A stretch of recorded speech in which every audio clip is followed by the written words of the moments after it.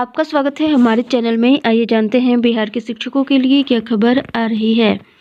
15% वेतन निर्धारण के लिए ऑनलाइन मीटिंग में इन सब बातों पर फैसला हुआ है, जो आपके सामने इस प्रकार है। वर्ष 2019 के पश्चात प्रशिक्षित हुए शिक्षकों का वेतन निर्धारण किस इंडेक्स में होगा?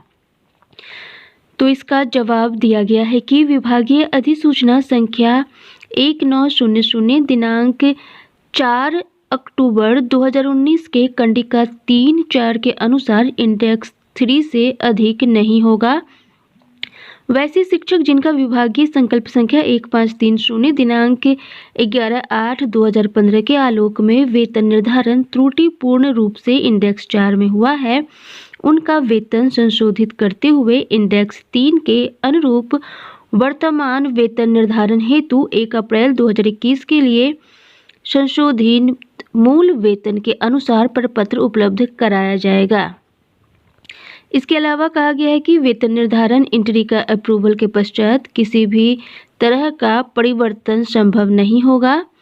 और ये भी कहा गया है कि जिनका इंडेक्स 3 में वेतन निर्धारण होना था और इंडेक्स 4 के अनुसार वेतन प्राप्त कर रहे हैं, वैसे शिक्षकों की गणना कर राशि वापस हेतु विवरणी संबंधित नियोजन इकाई एवं प्रखंड शिक्षा पदाधिकारी को उपलब्ध कराई जाएगी, अर्थात इन शिक्षकों से राशि वसूली जाएगी। तो यहाँ पर ये सारी जानकारियाँ वर्ष 2019 के पश्चात प्रशिक्षित हुए शिक्षकों के लिए दी गई है कि किस तरह से उनके वेतन का निर्धारण किया जाएगा। इसके बाद जो सवाल उठ रहे थे उसमें कहा गया है कि वर्ष 2006 में नियोजित प्रशिक्षित शिक्षकों का वेतन वर्ष 2003 एवं 5 में शिक्षा मित्र के रूप में नियोजित शिक्षकों से कम है, कैसे? तो इसका जवाब भी दिया गया है कि विभागीय संकल्प संख्या 1523 दिनांक 11/8/2015 के अनुसार वेतन निर्धारण हुआ है, उसमें किसी भी तरह का बदलाव नहीं होगा। अर्थात जो वेतन निर्धारण हो गया है उसमें अब बदलाव नहीं होगा, क्योंकि वर्ष 2003 एवं 5 में शिक्षा मित्र के रूप में नियोजित अप्रशिक्षित शिक्षकों को 3 वार्षिक वेतन वृद्धि दी गई है और उसके साथ वेतन निर्धारण किया गया था। और वर्ष 2006 में नियोजित प्रशिक्षित शिक्षकों को 2 वेतन वृद्धि के साथ निर्धारण हुआ है। इस प्रकार 3 और 5 में नियोजित शिक्षकों का वेतन अधिक होगा। अर्थात जो शिक्षक वर्ष 2003 और 5 में नियुक्त हुए हैं उन सभी शिक्षकों का वेतन अधिक होगा। यहाँ पर ये बात साफ कर दी गई है। अर्थात जो शिक्षक वर्ष 2003 और 2005 में नियुक्त हुए हैं उन्हें 3 वार्षिक वेतन वृद्धि मिली है, और जो शिक्षक 2006 में नियुक्त हुए हैं उन्हें केवल 2 वार्षिक वेतन वृद्धि मिली है। इसीलिए वर्ष 2003 और वर्ष 2005 में नियुक्त शिक्षकों का वेतन वर्ष 2006 में नियुक्त शिक्षकों से अधिक होगा। इसके अलावा कहा गया है कि दक्षता अनुत्तीर्ण शिक्षक का वेतन निर्धारण कैसे होगा। तो यहाँ पर कहा गया है कि जो शिक्षक दक्षता परीक्षा पास नहीं किए हैं उनके वेतन का निर्धारण प्रारंभिक प्रक्रम पर ही होगा और उन्हें किसी भी तरह की वेतन वृद्धि का लाभ नहीं मिलेगा। इसके अलावा कहा गया है 1 अप्रैल 2021 के पश्चात मृत शिक्षकों का वेतन निर्धारण एवं भुगतान कैसे किया जाएगा। तो यहाँ पर कहा गया है कि 1 अप्रैल 2021 के पश्चात मृत शिक्षकों का वेतन निर्धारण होगा तथा उनके उत्तराधिकारी को राशि मिलेगी। इसके अलावा जो सवाल है, वैसे नियोजित शिक्षक जो अप्रशिक्षित हैं उनका वेतन निर्धारण होगा या नहीं। तो इसका जवाब दिया गया है कि माध्यमिक विद्यालयों में नियोजित अप्रशिक्षित शिक्षकों का वेतन निर्धारण सॉफ्टवेयर से नहीं होगा बल्कि मैन्युअली होगा, परंतु प्रारंभिक विद्यालयों में नियोजित शिक्षकों का वेतन निर्धारण नहीं होगा। अप्रशिक्षित शिक्षकों को विभाग एवं कार्यालय द्वारा पूर्व में निर्गत आदेश के आलोक में बर्खास्तगी की कार्रवाई की जानी है।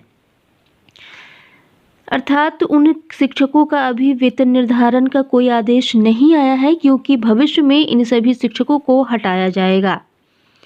इसके अलावा कहा गया है कि माह जून 2019 के पश्चात शिक्षकों का वेतन निर्धारण होगा या नहीं।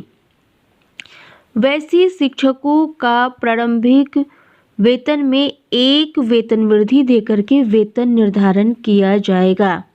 अर्थात जो जून 2019 के पश्चात जो शिक्षक नियोजित हुए हैं, जिन शिक्षकों की नियुक्ति हुई है, उनका वेतन निर्धारण होगा या नहीं, तो उन्हें एक वेतन वृद्धि देकर के ये वेतन निर्धारण किया जाएगा। इसके अलावा कहा गया है कि वैसे शिक्षक जिनका प्रमाण पत्र फेक या फिर जाली पाया गया है, उनका वेतन निर्धारण होगा या नहीं। तो इसके जवाब में कहा गया है कि वैसे शिक्षक जिनका प्रमाण पत्र निगरानी जांच के क्रम में फेक पाया गया है, उनका वेतन निर्धारण नहीं होगा। इसके साथ ही बर्खास्तगी की कार्रवाई करते हुए ली गई वेतन की वसूली भी की जाएगी। यहाँ पर आगे सवाल किया गया है कि वैसे शिक्षक जिनका वेतन निर्धारण स्लिप 20 कॉलम में है, क्या वह सही है? तो इसका जवाब दिया गया है कि सामान्य पोर्टल पर 20 कॉलम ही दिखाई देता है। सामान्य तौर पर जो 22 कॉलम है वो जिला स्तर का है। अगला सवाल है, नियोजित म्यूजिक और शारीरिक शिक्षक का वेतन निर्धारण कैसे होगा?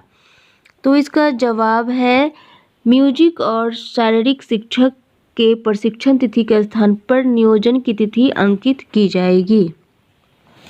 अगला सवाल है, जिन शिक्षकों ने अपना वेतन निर्धारण अधिक कर लिया है, उनका क्या होगा? तो वैसे शिक्षकों को चिन्हित किया जाएगा और फिर उनके वेतन निर्धारण को संशोधित कर कार्यालय को उपलब्ध कराया जाएगा, जिसकी अंतिम तिथि 13 जनवरी 2022 है। अगला प्रश्न है, बीएड के आधार पर प्राथमिक विद्यालयों में नियुक्त शिक्षकों का वेतन निर्धारण कैसे होगा? तो इसका उत्तर है, वैसे शिक्षक जो बीएड के आधार पर प्राथमिक विद्यालयों में नियुक्त है, उनका ब्रिज कोर्स के परीक्षा फल की प्रकाशन की तिथि से प्रशिक्षित वेतनमान देय होगा। अर्थात जो संवर्धन का कोर्स सरकार करा रही थी, उसके परीक्षा फल के प्रकाशन की तिथि के आधार पर उनको वेतनमान मिलेगा। उनको उसी तिथि से, संवर्धन की तिथि से ही प्रशिक्षित माना जाएगा।